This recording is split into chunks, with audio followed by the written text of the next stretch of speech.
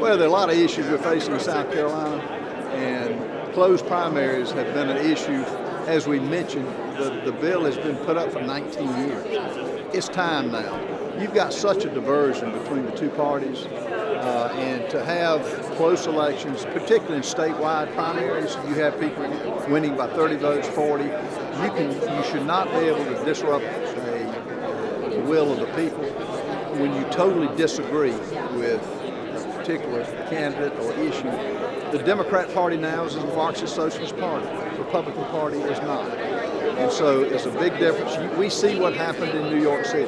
That ought to scare every American all across this country of what he's trying to do. The same thing with Gavin Newsom, what he's doing to the state. So the time has come, and I want to come up here and press on everybody to get a strong bill that closes the primary. It's a 80-20 issue of support among the conservatives.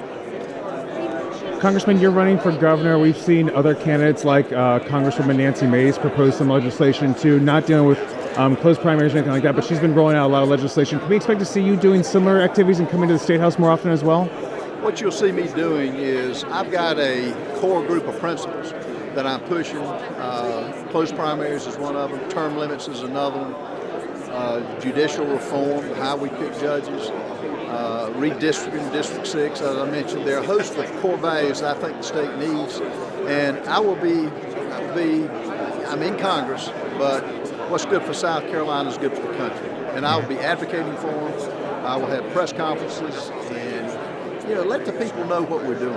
And that's my job as a congressman, and that's my job as a citizen of South Carolina. And there's been some pushback from House and Senate leadership and the governor about mid-cycle redistricting. Do you have any reaction to them saying that that's not something that they see being taken up this year because it could possibly dilute the Republicans' power when it comes to the congressional map? That's an excuse. I mean, I respect their opinion. I just disagree with them. I mean, look at the district. Look at District 6. It's a jigsaw puzzle. You've got to be a land surveyor or a mystic and a psychic to figure where to vote. As I mentioned, of the 14 counties, 8 divide other members' districts. I'm confident that our message is real, our message is resonating, and if you ask the people of the 5th district, of the 6th district, overwhelmingly they would say we want to redistrict.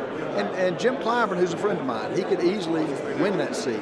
People say, well, no, it doesn't favor him. He's been there 31 years. He ought to have built a rapport that the people can identify with. So, but I take that for all of them.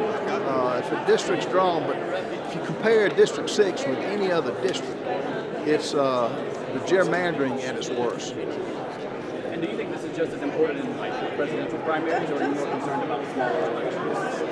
It's important across the board. There is no boundary that it doesn't affect. This helps this state. And the 20 other states that have a version of this, I want a strong one. I don't want a watered-down version. And I think we can get the job done. What do you think about the early fundraising numbers for the fourth quarter? How do you take anything away from that? How do you feel about where you are right now? I feel real good about where I am. People are buying into our campaign. The more we get around, they know the core principles that I'm running on. I've got a record. I'm not just saying these. The fact that I'm up here, you will see a preview. This is a preview of coming attractions where I believe in something. I go after it. This isn't just platitudes. I will have this in my state of the state. I will have a DOGE Commission report identifying all the budgetary, where our money goes. So I'm excited. So it's such an opportunity for South Carolina. And any comment or reaction to Attorney General Alan Wilson announcing Senator Mike Rickenbach as his running mate? Do you have anything about that? He did a good job with Mike. I had met with Mike. Mike Rickenbach's a good guy. So I have he's a nice guy, and his story is real compelling. So I like him, and at the proper time, I'll reveal mine. As I mentioned, the Lieutenant Governor is going to be a working position. It's not going to be a ceremonial position. Do you have your choices narrowed down at all? I've got about 10 people that have called me. Good people. But I'll wait and let things, as we go around the state, and I'm sure there'll be some other people. And it's not just Lieutenant Governor. The head boards and commissions has been fabulous, what people have wanted to come on that are experts in the field The people that I put on commissions and boards of commissions are going to be experts in their field. South Carolina cannot go backward. We're at a pivotal point in the history of this country.